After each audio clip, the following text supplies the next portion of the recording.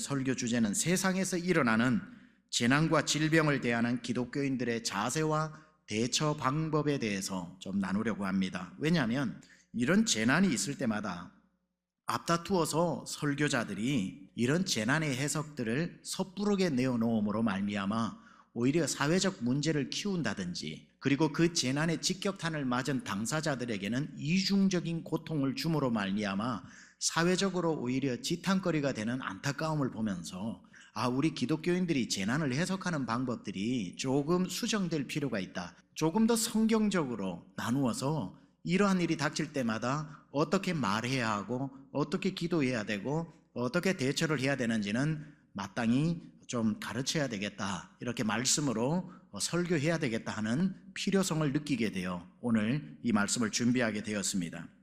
대부분 이런 재난이 닥쳤을 때에 가장 쉽게, 가장 빠르게, 흔하게 내리는 해석이 그 문제가 발병한 곳이나 그 문제가 일어나고 그 재난이 일어난 그 지역이 하나님 앞에 큰 죄를 지어서 하나님이 심판하셨다라고 하는 심판설이 가장 많습니다. 저는 하나님이 심판하시는 하나님이라는 데 대해서는 조금의 이견도 없습니다. 하나님은 살아계셔서 죄를 싫어하시고 문제 앞에서는 하나님의 심판이 있고, 하나님은 사랑의 하나님이시면서 동시에 공의의 하나님을 저는 믿습니다. God is righteous and good. 하나님은 좋으시면서도 righteousness and goodness, 선하심과 공의를 가지고 있기 때문에 선한 일은 칭찬하시고 악한 일은 심판하시는 건 저는 믿어요. 그러나 어떤 재난 앞에 너무나도 빠르게, 너무나도 섣부르게, 너무나도 쉽게 해석을 해서 저거 하나님이 심판하신 거야 라는 해석을 서둘러 내어놓아서는 안 된다는 것입니다. 2004년도에 인도네시아 수마트라 섬에서 쓰나미가 일어나서 장장 28만 명이 죽었습니다. 그때에 앞다투어 설교자들이 설교 때 뭐라고 했냐면, 이 인도네시아는 전 세계의 이슬람이 가장 많이 살고 있는 데라서 하나님께서 그 나라를 심판하셨다고 설교를 앞다투어 했습니다. 하나님 충분히 그러실 수 있는 분이시고요, 그러하셨을 수도 있고 아니하셨을 수도 있지만, 그렇게 섣부르게 하나님이 그래서 심판하셨다고 하기에는 우리는 한 번 더 생각해보고 다른 질문도 던져봐야 합니다. 그러나 인도네시아에는 기독교인도 어마어마하게 많은 곳인데 왜 이슬람들 때문에 기독교인들도 그렇게 많이 죽어야 할까? 아니, 그렇다면 나라 전체가 이슬람인 사우디아라비아에는 왜 기름이 철철 넘쳐나고 있는 것일까? 왜 사우디아라비아가 아니고 인도네시아여야 하는지도 질문해 볼 필요가 있고 균형을 잡아볼 필요도 있다는 겁니다. 2005년도 8월 달에 멕시코만에서 불어닥친 태풍 카트리나 때문에 뉴올리언스 도시의 80%가 물에 잠겼습니다. 휴스턴까지 영향을 받아서 휴스턴과 뉴올리언즈에 있는 이주민들이 어마어마한 숫자가 달라스로 몰려와서 세미한 교회도 체육관 전체를 열어서 이주민들을 잠재우고 먹이고 입혔던 적이 있습니다. 그 사람들이, 이주민들이 왔을 때에 미국에 있는 목회자들이 앞다투어서 무슨 설교를 했냐면, 뉴올리언즈에는 전 세계에서 가장 큰 동성애 축제 마드리드가 거기에서 일어나고 있어서 하나님이 물로 심판하셨다고 그랬습니다. 그때에 집을 잃어버리고 가정을 잃어버리고 달라스까지 이주 와가지고 체육관에서 잠자고 있는 사람들이 하나님의 심판을 받았다고 해서 2번 죽는 현상을 봤습니다. 하나님께서 그렇게 하셨을 수도 있고 하지 않으셨을 수도 있고 제가 해석을 다 못합니다만은, 그런 것을 하나님의 무조건 심판이라고 말하기 전에, 그렇다면 가장 동성애의 큰 축제가 있는 그곳이 아니라 세상에서 동성애자들이 가장 많이 살고 있는 샌프란시스코는 왜 안전한 것입니까? 그런 질문을 우리는 던져봐야 하는 것입니다. 이번 우한발 코로나19에 대한 해석도 여지없이 가장 먼저 앞다투어 하나님이 심판하셨다라는 설교들이 여기저기서 나오고 있습니다. 우한시가 기독교 핍박이 가장 심하고 십자가를 불태웠고, SNS에 보니까 그런 장면들이 나옵니다. 이 불도저를 가지고 교회들을 밀어붙인, 제가 들어도 화가 나서 잠을 잘 수 없는 그러한 일을 자행한 곳이 맞습니다. 그래서 기독교를 핍박하는 도시여서 하나님이 심판하셨다라고 섣부르게 얘기하기 전에, 지금 계속해서 단 하루도 쉬지 않고 기독교인들을 죽이는 파키스탄은 그럼 왜 괜찮은 겁니까? 우리는 이러한 질문들을 균형 있게 질문해 볼 필요가 있다는 것입니다. 심판이다 아니다를 따지기 전에. 그렇게 해석을 하다 보면 정말 개연성이 있긴 합니다. 다 그런 재난들, 어마어마한 재난들이 일어났을 때는 충분히 그러한 심판이 일어남직도 할 만한 일들이 있었던 게 사실이라서 정말 꿰매어 보면은 다 맞아 떨어지는 것도 사실입니다. 우연의 일치라고 하기에는 너무 정확한 것 같기도 하고 하나님이 정말 싫어하는 일들이 일어난 것도 사실입니다. 그러나 그래도 그게 심판이라고 말하기 전에 가만 생각해 보면 세상 어느 나라에 그만한 죄를 짓지 않은 곳이 또 어디 있겠냐는 겁니다. 모든, 왜 서울, 왜 저 미국, 왜 저 유럽, 프랑스, 독일에는 그만한 죄가 없습니까? 넘쳐납니다. 이미 이 세상은 하나님의 진노 아래서 하나님의 인내의 임계점을 넘겨서 하나님이 아무 나라 아무 민족을 택해서 심판해도 우리는 거기에 대해서 왜 우리를 심판하냐고 말할 수 없을 만큼 이 세상의 모든 나라 모든 민족은 심판받을 이상의 충분한 죄를 다 짓고 있는 겁니다. 따라서 하나님의 심판을 어느 특정 사건과 지역에 하나님의 심판이 임했다고 말하기에는 우리도 동일한 그 이상의 죄를 짓고 있는 상태를 생각해야 되는 겁니다. 우한시가 기독교를 박해하고 십자가를 불태워 하나님께서 그 도시를 심판하신 게 맞다면 우리는 무슨 죄를 대구에서 찾아야 하는 것입니까? 지방도시 중에 가장 기독교 비율이 높고 가장 기독교인들이 많고 미션 스쿨이 가장 많은 그 대구는 무슨 죄를 지었던 것일까요? 그러면 절대로 그런 일 일어나서는 안 되겠지만 그 전염병이 그럼 서울에서 창궐하기 시작한다면 이제 하나님이 서울을 심판하시는 것이라고 말해야 할까요? 만약 그렇게 앞다투어 하나님이 그 지역을 심판하신 것이라고 이야기하는 그 목사님이 우연히 그 병에 전염이 되었다면 하나님이 지금 그분을 심판하신 것 아닙니까? 그럼 하나님이 심판하신 그분이 그 교회 목회를 계속해도 되는 것입니까? 꼬리에 꼬리를 물다 보면 이것은 모든 사람에게 다 해당되는 이야기입니다. 하나님이 심판을 내리신 그것이 내일이라도 내 몸에서 나타나면 내가 하나님이 나를 버리신 것 밖에는 안 되지 않습니까? 심판이라 말할 수도 없고 심판이 아니라고도 우리가 외면해서도 아니 되겠지만 재난이 일어난 장소를 무조건 하나님의 심판으로 해석하기 시작하면 온 세상에 살아남을 수 있는 도시는 단 하나도 없고 살아남을 사람은 단 하나도 없을 것입니다. 죄 때문에 심판받을 거라고 한다면 이 세상에 있는 모든 도시는 심판받을 만한 넉넉한 죄를 다 지었기 때문입니다. 따라서 저들은 우리보다 죄가 더 많아서 저런 심판을 받았고 다행히도 우리는 조금 죄가 부족해가지고 아직 심판을 벗어났다는 오만한 생각을 해서도 안 되는 것은 예수님이 친히 누가복음 13장 2절에서 5절에 이렇게 말씀하셨습니다. 대답하여 이르시되 너희는 이 갈릴리 사람들이 이같이 해받음으로 다른 모든 갈릴리 사람보다 죄가 더 있는 줄로 아느냐? 너희에게 이르노니 아니라 너희도 만일 회개하지 아니하면 다 이와 같이 망하리라. 또 실로암에서 망대가 무너져 치여 죽은 18사람이 예루살렘에 거한 다른 모든 사람들보다 죄가 더 있는 줄 아느냐? 너희에게 이르노니 아니라 너희도 만일 회개하지 아니하면 다 이와 같이 망하리라. 어느 도시가 죄가 더해서 심판이 있고 우리는 죄가 덜해서 심판을 벗어난 게 아니라 그러한 것을 보고 언제든지 저 심판이 나에게도 있을 수 있는데 이유를 모르겠지만 왜 저기를 심판했고 왜 나는 심판을 벗어났는지 이해를 할 수 없지만 죄가 더 있어서 죄가 덜 있어서가 아니라는 사실입니다. 이 말씀은 갈릴리 사람들이 불의의 사고로 죽게 되었을 때 그들의 죄가 많아서 그렇게 되었다는 생각을 하지 말라고 주님이 말씀하십니다. 그렇게 따질 것 같으면 너희도 똑같은 일을 당할 수 있는 만큼 충분한 자격이 있다고 말씀하는 거지요. 너희들이 안 죽어서 그렇지 너희들의 죄의 무게도 저울에 달아보면 똑같지 않느냐고 주님이 친히 말씀하시는 겁니다.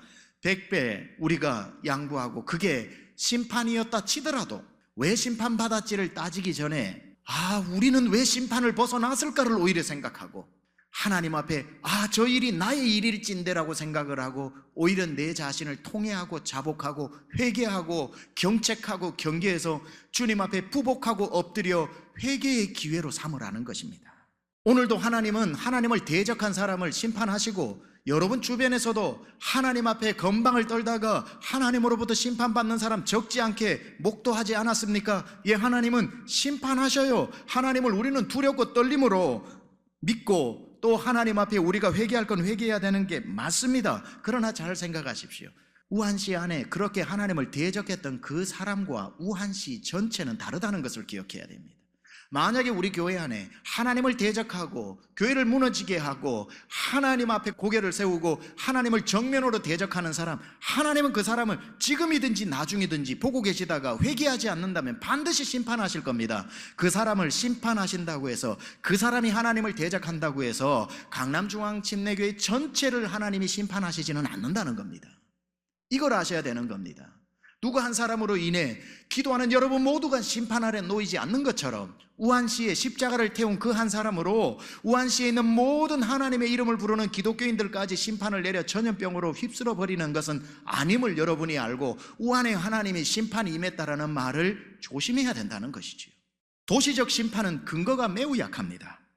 그 도시에 여전히 하나님 앞에 부르짖고 기도하고 악한 길에 떠나 하나님 앞에 살려달라고 주님의 백성들이 있기 때문에 하나님이 그 도시 전체로 심판을 내리는 근거는 성경에서 매우 취약합니다.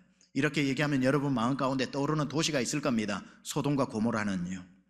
소돔과 고모라는 도시 전체가 멸망하지 않았냐고 혹시 반문하실 수도 있을 겁니다. 예, 소돔과 고모라가 어쩌면 성경에 나온 유일한 도시 전체가 심판을 받은 그러한 곳입니다. 그러면 왜 어떻게 소돔과 고모라는 도시 전체가, 몇몇 사람이 아니라 도시 전체가 심판을 받았을까? 성경에도 도시적 심판이 나오는데요, 그렇지 않습니다. 성경을 자세히 읽어보면 도시 전체가 심판받은 게 아니라 아브라함과 하나님의 기도를 보면 소돔, 그 고모라, 그 어마어마한 대도시에 의인 10명도 없어서 모든 도시의 사람들이 전부 한 마음으로 하나님을 대적하였기에 한 사람 한 사람을 심판하다 보니 도시 사람 전체가 심판을 받는 도시적 심판이 온 것이지, 몇몇 사람 때문에 도시 전체를 불바다로 만드신 것이 아니라는 겁니다. 그 소돔과 고모라는 도시적 심판이 아니라 개인적 심판이었는데 그게 도시 사람 전부를 포함하고 있으니 소돔과 고모라에 불이 떨어진 것입니다.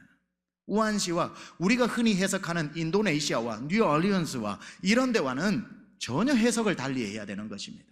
재난과 고통의 문제는 말씀드렸다시피 출처도 다양합니다. C.S. 루이스가 고통의 문제라는 책에 The Problem of Pain이라고 하는 책에 보면 우리 인간이 당하는 재난, 질병, 고통은 꼭 하나님이 우리에게 주시는 출처가 그것만이 아니라 우리가 타락한 이후에 피조물의 타락과 창조적 타락으로 말미암아 우리 스스로 하나님의 자연의 법칙을 어기고 이 자연을 마음대로 법칙을 어기면서 했기 때문에 이 자연재해도 천재가 아닌 인재로 해석을 하기도 하고, 타인의 죄로 말미암아 내가 고통을 받고, 내가 아무리 법규를 지켜 운전해도 drunken drive, 그 음주운전자가 오면은 어쩔 수 없이 내가 고통을 받는 것처럼 선한 사람이 악한 사람 때문에 고통을 받을 수도 있는 것이고, 내가 예수 그리스도로 말미암아 변화되어져서 구원받은 하나님의 자녀가 되어도 오라 나는 공고한 자로다, 이 바울이 로마서 7장에서 자기의 죄성으로 말미암아 부르짖었던 것처럼 우리 안에 여전히 죄성이 있기 때문에 모든 질병과 고통과 문제가 하나님으로부터 온 것이 아니라 인간이 만들어낸 작품들도 많이 있다는 것입니다.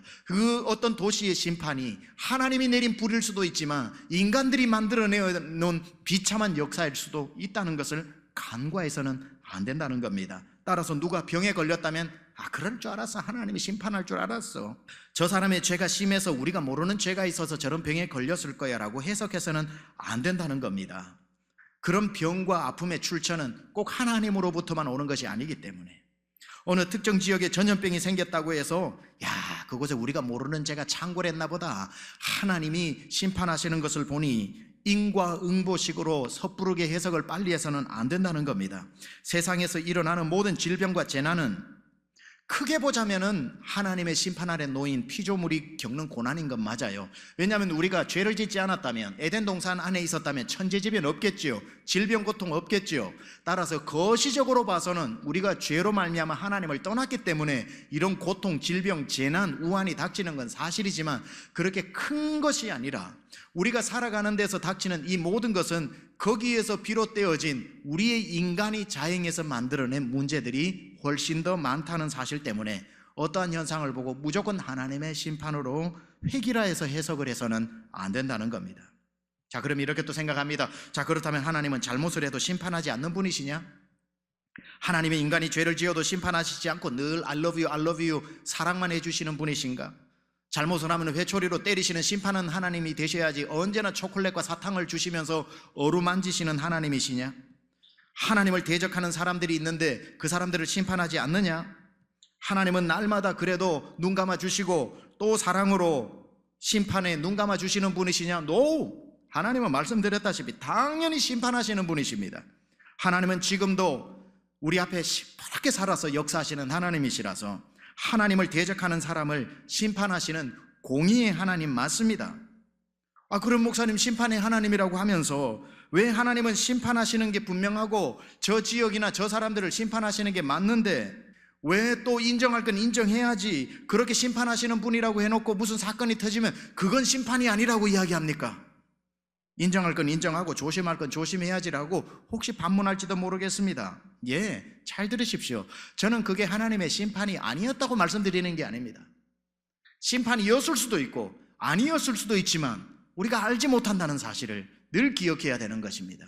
그것이 심판이었을 수도 있고 아니었을 수도 있겠지만 심지어 진짜 그 일이 일어났다고 해도 우리의 자세는 달라져야 합니다. 누구처럼? 아브라함처럼. 보세요. 소돔과 고모라가 하나님의 불이 내려서 멸망할 정도였다면 가장 가까이에서 살았던 아브라함이 제일 잘 알았겠지요. 아브라함이 생각했을 겁니다. 저놈들은 언젠가는 하나님 심판받는다. 저놈들은 언젠가는 하나님이 불을 확 내려서 다 태워버려야 된다. 동성애와 여러 가지 말하는 성경에서 금하고 있는 죄들을 뻔뻔하게 짓고 있는 소돔과 고모라를 보면서 제일 가슴을 치면서 하나님 뭐 하시나 저들 안 죽이고 라고 제일 먼저 생각해야 될 아브라함이 오히려 하나님이 그 심판을 하신다고 하니 득달같이 하나님 앞에 달려가 부복하고 그 바지를 붙잡고 안 됩니다 하나님, 진노 중에라도 긍휼을 잊지 말아주십시오. 저 성을 멸하지 말아주십시오. 내가 50명 찾아낼 테니까 멸하지 말아주십시오라고 하나님 앞에 그 성을 심판하는 것을 고소하다, 통쾌하다, 기쁘다, 잘됐다라고 얘기하지 않고 마치 자기가 죄를 지은 것처럼 하나님 긍휼히 여겨달라고 안타까워하며 그들의 구원을 놓고 기도하는 아브라함적 자세가 우리가 마땅히 재난을 대하는 태도가 되어야 하는 겁니다. 아브라함은 누구보다도 소돔과 고모라의 문제를 가장 잘 알았음에도 심판하지 마시고 긍휼히 여겨달라고 울면서 매달린 이 눈물이 오늘 우리에게 필요한 것이지요. 하나님, 우한 사람들이 정말 하나님 앞에 무시무시한 죄를 지었는지 우리는 잘 모르겠습니다만은 보이는 것으로만 해도 이건 하나님 너무나도 끔찍하고 저도 그걸 보는데 화가 나서 잠을 잘 수가 없더라고요. 인간의 육정을 따질 것 같으면 그 한 사람 한 사람 행한 사람들을 보면서 하나님 뭐 하시나 하는 생각 10번 1000번도 더 들겠지만 그때일수록 스데반의 마음을 가지고 예수님의 마음을 가지고 주님, 혹시 그것이 심판이었다 할지라도 주여 심판을 거두어 주시고 저들이 몰라서 그렇습니다. 저들의 죄를 용서하여 주옵소서. 스데반이 죽어가면서 했던 저들의 죄를 용서해 달라는, 자기가 왜 저들의 죄를 자기가 용서해 달라고 합니까? 자기가 회개합니까? 예수님이 십자가 위에 달리면서 저희들이 몰라서 저렇습니다라고 하는 예수님의 마음처럼 하나님을 몰라 하나님을 대적하는 도시들을 심판을 하시기 전에 하나님 긍휼을 베풀어 주시고 하나님 아버지 살려주시고 다시 한번 기회를 허락하여 주옵소서라고 하는 그런 긍휼의 기도가 우리에게 나와야 할 것입니다. 저도 인도네시아가 하나님이 아닌 이슬람의 최대 국가가 되어가고 기독교인들을 죽이는 이야기들이 자꾸 뉴스에서 나올 때에 너무 화가 납니다. 분이 납니다. 우한의 십자가가 불태워지고 불도저가 교회를 밀어버리는 장면을 보게 될 때에 어떻게 저런 무시무시한 일을 할까 아연실색하지 않을 수가 없었습니다. 하지만 우리가 그 모습을 보고 주여 저들을 쓸어버리십시오. 아마 여러분 아무도 기도 안 하겠지만 우리 기도는 주여 저들을 불쌍히 여겨주십시오. 긍휼히 여겨주십시오. 중국 전체가 이 기회에 하나님을 두려워하게 하시고 하나님 앞으로 나오는 기회로 삼아 주시옵소서. 애타게 기도해야 될 줄 믿습니다. 이것이 재난을 당하는 아브라함의 자세였고 우리의 자세가 되어야 할 줄 믿습니다. 그럼 이런 재난 앞에 우리 그리스도인들은 스스로 어떤 자세를 취해야 하는가? 그게 오늘 본문에 나오는 역대하 7장 13절 14절입니다. 홍내가 하늘을 닫고 비를 내리지 아니하거나 혹 메뚜기들에게 토산을 먹게 하거나 혹 전염병이 내 백성 가운데 유행하게 할 때에, 전염병이 어디서 왔나 찾아라고 하지 않았습니다. 전염병이 유행할 때 누구 때문에 전염병이 시작되었나, 무엇 때문에 시작되었나 하지 말고 성경은 내 이름으로 일컫는 내 백성이 그들의 악한 길에서 떠나 스스로 내 문제인 것처럼 스스로 낮추어 기도하고 내 얼굴을 찾으면 내가 하늘에서 듣고 그들의 죄를 사하고 그들의 땅을 고칠지라. 이럴 때일수록 여러분은 어디에서 누구 죄 때문에 이게 생겼고 어느 도시에서 무슨 문제 때문에 생겼냐를 찾는 것보다 내 자신을 다시 한번 돌아보는 시간이 되고, 아니 그것이 오늘 나에게서 시작되어도 조금 더 이상할 것이 없을 만큼 하나님 앞에 득죄하며 살아가는 오늘날 우리의 모습을 돌아보고, 하나님, 소돔과 고모라의 문제가 아니라 스스로 낮아지고 하나님께로 얼굴을 향해서, 하나님, 저들의 죄가 아니라 조금 더 나을 것 없는 내 죄 때문입니다, 내 죄 때문입니다 하는 마음으로 내 자신이 오히려 그들을 대신해서 더 크게 경책하고 회개해 준다면 하나님이 들으시고 내 문제뿐 아니라 그 땅을 고쳐주실 것입니다. 저는 이렇게 기도하고요, 이 기도가 여러분의 기도 되기를 원합니다. 하나님, 우한과 대구와 전국에 퍼지는 전염병에 고통하는 사람들을 속히 고쳐 주시옵소서. 혹시 하나님을 멀리하여 하나님의 진노가 정말 임한 것이라면 진노 중에라도 구하오니 긍휼을 잊지 말아 주시옵소서. 지금도 그 한가운데 하나님의 자녀들이 있음을 기억하시고 이런 재난 앞에서 인간의 약함을 깨닫고 전능하신 하나님 앞으로 돌아오게 하여 주시옵소서. 모든 묶였던 이들이 예수 그리스도 앞으로 다시 회개하고 돌아오는 기회가 되게 하여 주옵소서. 하나님, 다시 한번 한국의 모든 교회들이 기도하여 이 재난이 생각보다 속히 물러갈 때 모든 이들이 입을 모아 이 재난이 이토록 속히 지나간 것은 기독교인들의 절절한 기도 때문이었노라고 이구동성 말하게 하여 주옵소서. 하나님, 우리의 간절한 기도에 응답하여 주옵소서. 예수님의 이름으로 기도드리옵나이다. 이 기도가 여러분의 일주일 내내 기도되기를 원합니다.